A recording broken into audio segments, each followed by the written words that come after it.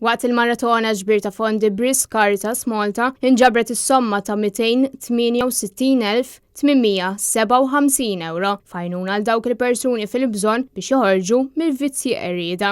Il-maratona bl-isem ta' maratona ta' mħabba bil-qalb kollha ixxandret bejn nofsinhar u nofs il-lejl fuq l-istazzjonijiet kollha lokali, fosthom Net Television. Net News kellem ma' Marika Kassar li ringrazzjat lil dawk li jgħenu. Nixtieq ngħid grazzi lil dawk kollha li taw donazzjoni mill-iżgħar sal-ikbar donazzjoni. Dawn id-donazzjonijiet ifissru ħafna għal Caritas fejn terġa' tinvestihom lura fis-soċjetà u anke jkollna l-opportunità fejn evolvu fis-servizzi tagħna. Ħafna drabi nagħti l-eżempju tal-pandemija ġabet servizzi ġodda f'ħoġor Caritas fejn dejjem infakkar li s-servizzi tagħna huma bla ħlas.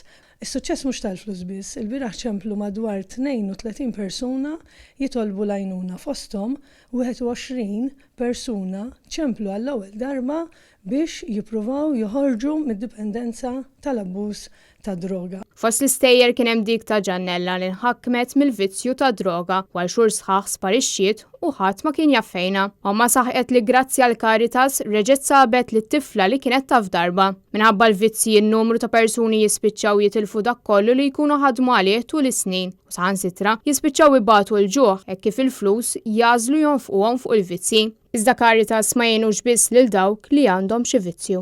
Parti mill-ħidma tagħna tmur fil-qasam psikosoċjali tas-soċjetà fejn persuni li għaddejjin minn problemi soċjali ta' faqar soċjali fejn għandek faxxa li tieħu ħsiebha Caritas fejn hemmhekk jiġu għall-għajnuna diretta għandek faxxa oħra fejn persuni għaddejjin minn problemi ta' stress emozjonali jekk persuna għaddejja minn separazzjoni.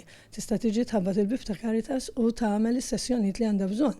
Tista' tattendi wieħed mill-gruppi ta' support. Ħafna gruppi ta' support fejn jilqgħu persuni biex jerġgħu iqumu fuq saqajhom minn dik il-weġa li jkunu għaddejjin minnha. Din is-sena Caritas Malta qed tiċċelebra 53 sena mit-twaqqif tagħha li matulhom dejjem rat li twassal u tindirizza ħtiġijiet tas-soċjetà. Ħidma favur ġustizzja soċjali biex il-faqar ikun eredikat u l-emarġinati ikunu mejjuna b'kull mod possibbli. Bekk il-viżjoni ta' Monsinjur Victor Grek tkompli tissaħħa b'volontira u professjonisti fil-qasam, kif ukoll ħidma li tiffoka b'mod speċjali fuq ir-riabilitazzjoni terapewtika mill-abbuż ta' droga, ħidma li tagħha Caritas Malta hija pjoniera.